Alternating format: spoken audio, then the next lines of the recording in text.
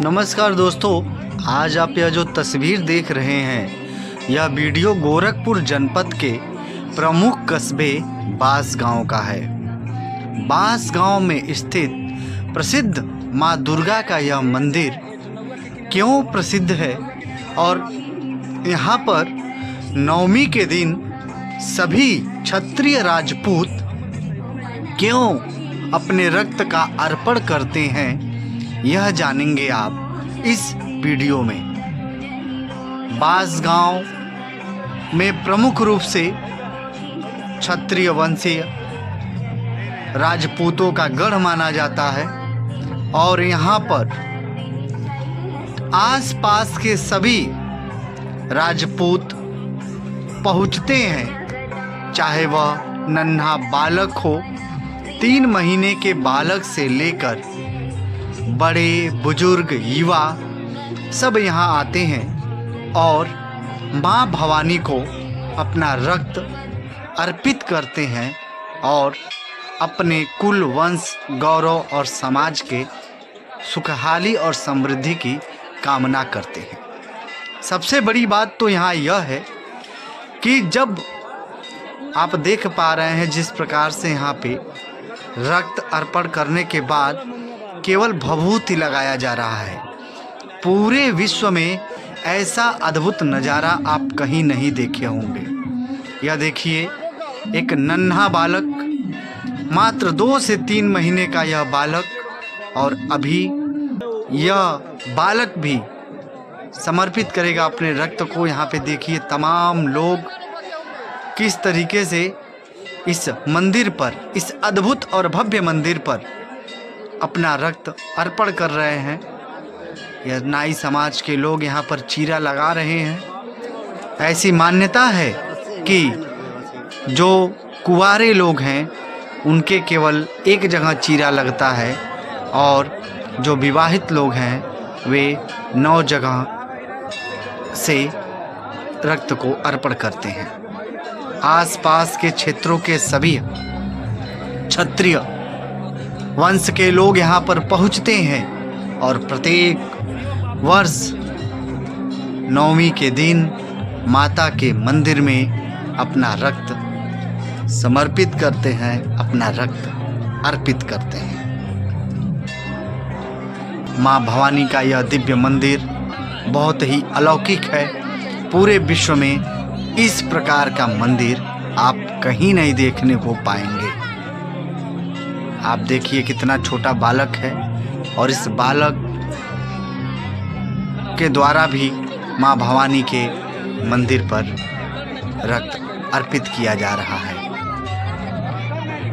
इसके बाद ये देखिए 2 से 3 महीने का नन्हा बालक और इस युवा बालक के बाद इस छोटे से नन्हे बालक के द्वारा भी माँ भवानी के मंदिर में रक्त अर्पित किया गया। और आप ये देखिए किस तरीके से खून की धारा निकलने लगी, लेकिन किसी भी चिकित्सीय व्यवस्था की ज़रूरत नहीं पड़ेगी।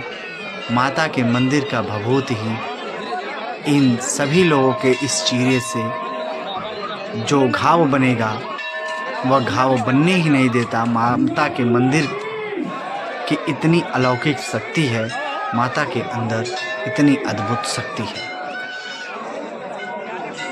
पूरे विश्व भर में उत्तर प्रदेश के गोरखपुर जनपद का यह बांसगांव कस्बे का मंदिर और यहाँ की यह परंपरा सदियों पुरानी है। यहाँ के कई लोगों से बातचीत करने के बाद जो जानकारी निकल कर आई वह भी आप आगे जानेंगे। आइए हम आपको मंदिर के भव्य गर्भगृह का दर्शन कराते हैं। इस तरह से रक्त अर्पित करने के बाद सभी भक्त बेलपत्र लेते हैं और बेलपत्र से पर अपने रक्त को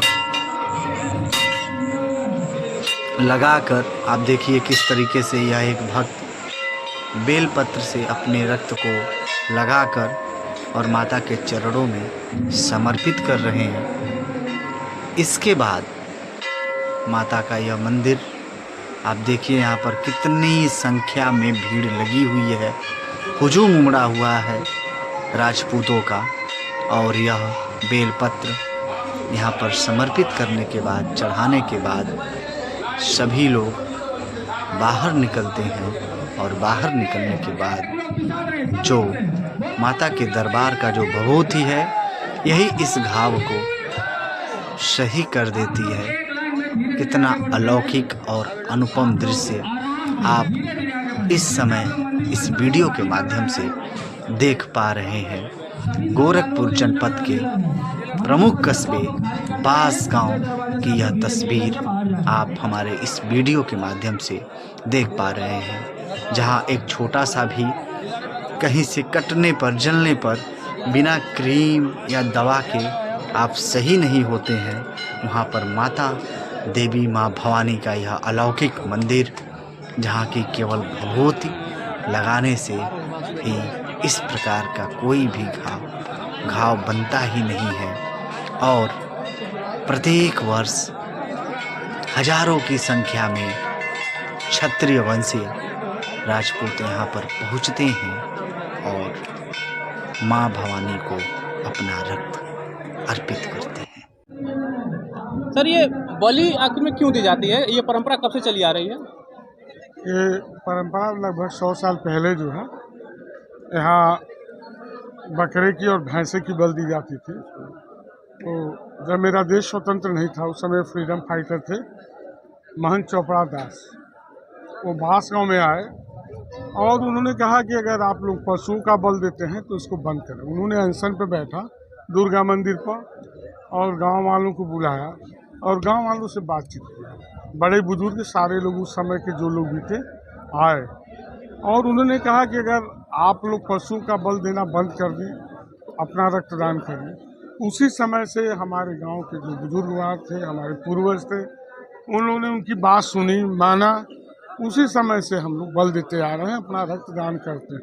अच्छा, ये रक्तदान यहीं के लोग कर सकते हैं या कि बाहर से भी जो लोग आते हैं वो भी यहाँ पे दे सकते हैं? यहाँ की आस्था है और यहीं के श्रीनेत राजपूत देते हैं। केवल एक श्रीनेत राजपूत जो है वही लोग दे सकते हैं? बस, और वही लोग। और जो बगैर शादीशुदा लोग हैं, उनमें दोनों लोगों में जो रक्त की बलि दी जा रही है, कुछ लोगों को देख रहे हैं 9 जगह काटी जाती है, कुछ लोगों को 1-2 जगह काटी जाती है, ऐसा इसमें क्या है?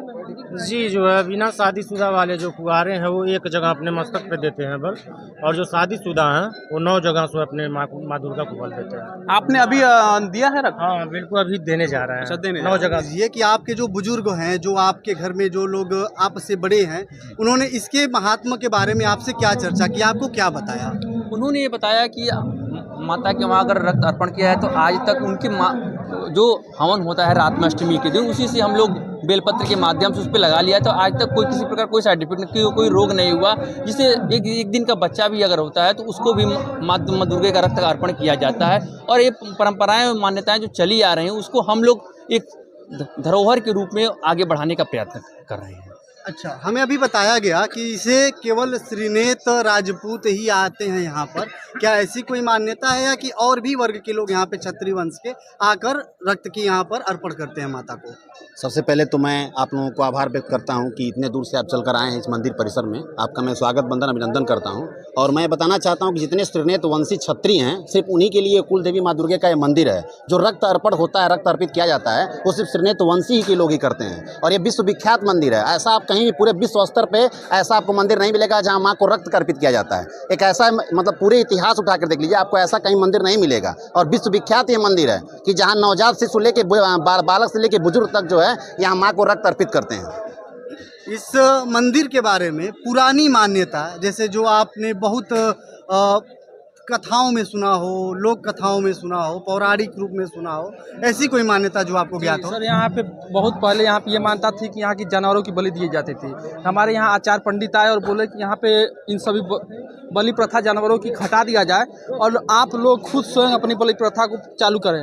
इसमें कि होता है कि नवजात शिशु से लेकर जो अविवाहित लोग होते हैं वो सिर्फ एक जगह देते हैं, उसके बाद जो विवाहित होते हैं वो 9 जगह देते हैं। यही हमारे मंदिर की मान्यता।